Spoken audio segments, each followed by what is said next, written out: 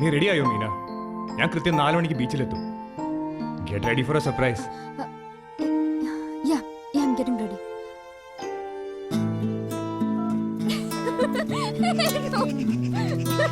ഏയ് നിക്ക. നിക്കാനാ പറഞ്ഞത്. ചുമ്മാ ഒരു പബ്ലിക് പ്ലേസാ, വൃത്തിയോട് കാണിക്കരുത് കേട്ടോ. അല്ലേലും വൃത്തിയോടൊന്നും കാണിക്കണ്ട. ആരെങ്കിലും കണ്ട മോശമല്ലേ? ഇപ്പൊ ഒരു ഉമ്മ വന്നാ മതി. ഇതൊക്കെ ഒരു കാമുകന്റെ മൗലിക അവകാശമല്ലേ? ഇത് ചുമ്മാ വേഷം കിട്ടല്ലേ? എങ്കിൽ പിന്നെ ഞാനിത് തരില്ല. വേണ്ട, കൊണ്ടുപോയി. ആർക്കെങ്കിലും കൊണ്ട് കൊടുക്കും. എന്നാ പിന്നെ ഇത് കടപ്പുറത്ത് കിടക്കട്ടെ. എന്റെ ബേബി, ഈ അറബിഷ്കൻ എനിക്ക് വേണ്ടി വലിയ ഗിഫ്റ്റ് ആണല്ലോ വാങ്ങിയത്. ഗുഡ്, എനിക്ക് ഇഷ്ടപ്പെട്ടു കേട്ടോ. അപ്പൊ ആൾക്ക് നല്ല പുരോഗതി ഉണ്ട്. പുരോഗതി നീ കാണാൻ പോകുന്നേ ഉള്ളൂ. നീ നിന്റെ അച്ഛനും പറയുന്ന പോലെ ഒരു മത്തപ്പാടി കേസ് പോലെ ഞാൻ ഇന്നിപ്പോ തെളിയിക്കാൻ പോവാ. എന്താ സംഭവം? ഞാനിവിടെ അറിയട്ടെ. വല്ല ലോട്ടറി ഞാൻ അടിച്ചോ? ലോട്ടറി? അങ്ങനെ പറയാം. തൽക്കാലം ഒരു 10,000 രൂപ ലോട്ടറി. ഞാൻ ഇന്നലെ ഒരു ഇഡിയോട്ട് പാർട്ടിയെ പരിചയപ്പെട്ടു. Professor William D'Souza. അങ്ങേരാളൊരു സംഭവം. വിദേശത്ത് വന്ന എന്നെയും വിദേശത്ത് കൊണ്ടുവന്ന് പറഞ്ഞിട്ടുണ്ട്. സത്യം? വിദേശത്ത് പോകാൻ പറ്റിയ രാജു രക്ഷപ്പെടുമെന്ന് ജാതകം നോക്കി എന്റെ അച്ഛൻ പറഞ്ഞിട്ടുള്ളതല്ലേ? നിന്റെ അച്ഛൻ അങ്ങനെ പലതും പറയും. നല്ല ജോലി ഇടിയിലും കല്യാണം പോലും കഴിപ്പിച്ചതല്ലാന്ന് ഇടയ്ക്ക് പറയാറുണ്ട്. നീ ഇപ്പൊ ഞാൻ പറഞ്ഞ പോലെ കേട്ടാ മതി. MBBS കഴിഞ്ഞാ MDക്ക് നീ വെളിയിലായിരിക്കും പഠിക്കുക. Oh my God! വിദേശത്ത് പോയി MD എടുക്കാന്നുള്ളത് എന്റെ ഒരു സ്വപ്നമായിരുന്നു. എല്ലാം എന്റെ പ്രാർത്ഥനയുടെ ഫല. അത് ശരി. അപ്പൊ ഞാൻ ഈ പ്രൊഫസറെ കറക്കി കയ്യിലെടുത്തോണ്ടൊന്നുമല്ല. ഇത്രയും ഭയങ്കര സംഭവം ശരിയാക്കി വന്നിരിക്കുക. ഇനി ഞാൻ ചോദിച്ചു നിങ്ങൾ തന്നേക്ക്.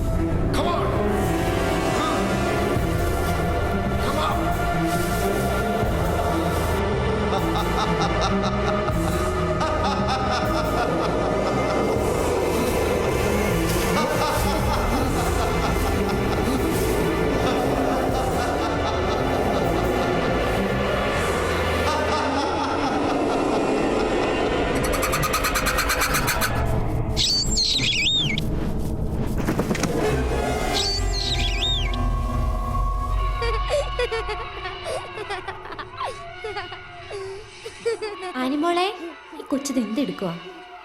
ആഹാ മോളെ, TV ഓഫ് ചെയ്ത് കിടന്ന് ഉറങ്ങാൻ നോക്ക്. പപ്പ വരുമ്പോ നിന്നെ വിളിക്കാം. കുറച്ചു നേരം കൂടെ കാണട്ടെ മമ്മി. അപ്പ ഇപ്പൊ വരും, എന്നിട്ട് ഞാൻ കിടന്നോളാം. ഈ കൊച്ചിന്റെ ഒരു കാര്യം. 12 മണിയായെന്ന് തോന്നുന്നു.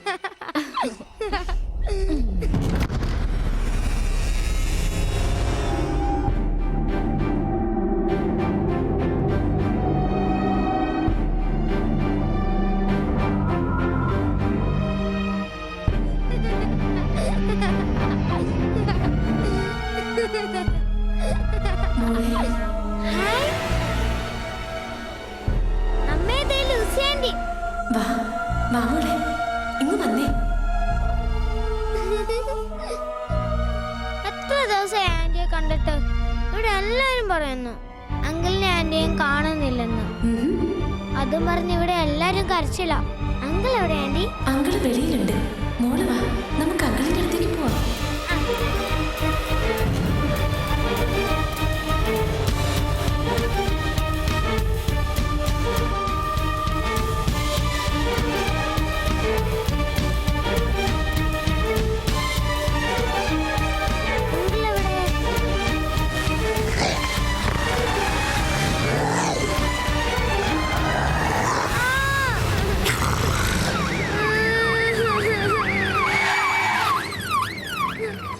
ഈ രാത്രി മോളെങ്ങനെ ഇവിടെ വന്നു? എന്താ മോളെ? മോളെ എന്തു പറ്റി? ലൂസി ആന്റി എന്നെ തള്ളി താഴെ ഇട്ടിട്ട് പൊക്കളഞ്ഞു. ലൂസി ആന്റിയോ? മോള് വലിയ സ്വപ്നം കണ്ടതാവും. അല്ല, ലൂസി ആന്റി എന്നെ കടിച്ചു. ദേ. കടിച്ചോ? ഇതെങ്ങനെ പാടുവന്നു ഈ കഴുത്തില്? കരയണ്ട, മോള് വാ.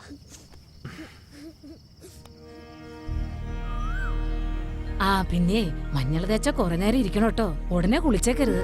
ഞാൻ ആങ്ങളെ ഒന്ന് കണ്ടിട്ട് വരാം. അതെ അപ്പച്ചി, എന്താ ആ വാതില് ശരിക്കും അടച്ചേക്കണം കേട്ടോ, അല്ലെങ്കിൽ ആരെങ്കിലും തള്ളി തുറന്ന് കേറി വരും. എങ്ങനെയൊക്കെ അടച്ചാലും തള്ളി തുറന്ന് കേറുന്നവൻ കേറിയിരിക്കും. ഗുരുവായൂരപ്പ, ഇത് എങ്ങനെ ഇതിനകത്ത് വന്നു? ഇറങ്ങി പോട്ടോ, ഞാൻ മഞ്ഞൾ തേച്ചിരിക്കാം. മഞ്ഞൾ തേച്ച ശരീരം എനിക്ക് വലിയ ഇഷ്ടമാ. മഞ്ഞളിന്റെ മണവും. പിന്നെ മണപ്പിക്കാൻ ഇങ്ങോട്ട് വന്നാ മതി. ദേ ഞാനിപ്പോ അച്ഛനെ വിളിക്കും കേട്ടോ.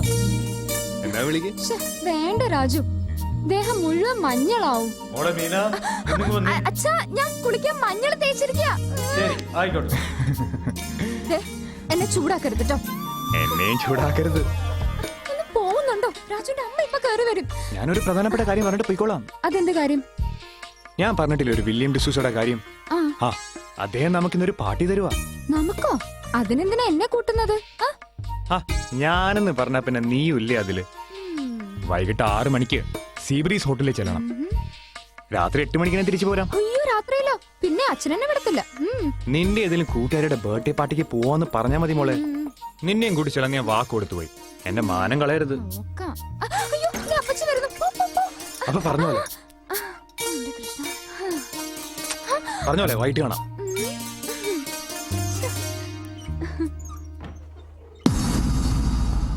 Good evening. റോയിച്ച, എന്റെ കർത്താവേ, എന്നാ റോയിച്ച വന്നത്? അത് പിന്നെ കുറച്ച് ദിവസമായി. എന്നിട്ട് ഞങ്ങൾ അറിഞ്ഞില്ലല്ലോ. ലൂസി എവിടെ? വീട്ടിലുണ്ട്. എന്നെ മനസ്സിലായില്ലേ? ലൂസിയുടെ അമ്മയുടെ മോൾ ബെറ്റി. ഓ മനസ്സിലായി. റൊമാനിയയിൽ വെച്ച് നിങ്ങൾ മിസ്സായതറിഞ്ഞ് ഞങ്ങൾ എല്ലാവരും വന്നിരുന്നു. ഞാനിപ്പോ ഹോട്ടലിലെ ഫ്രണ്ട് ഓഫീസിലാ. റോയിച്ചിന് എങ്ങോട്ടാ? മേളിലെ ഇന്ത്യൻ റെസ്റ്റോറന്റിലേക്ക്. ഞാനും കൂടി വരാം. എനിക്ക് ഒത്തിരി വിശേഷങ്ങൾ അറിയാനുണ്ട്. ആയിക്കോട്ടെ, വാ. റോയിച്ചനാണ് ഇന്ന് റെസ്റ്റോറന്റ് മുഴുവൻ ബുക്ക് ചെയ്തിരിക്കുന്നത്. അതെ, എന്റെ ഫ്രണ്ട്സിന് വേണ്ടിയാ. You look great. You to.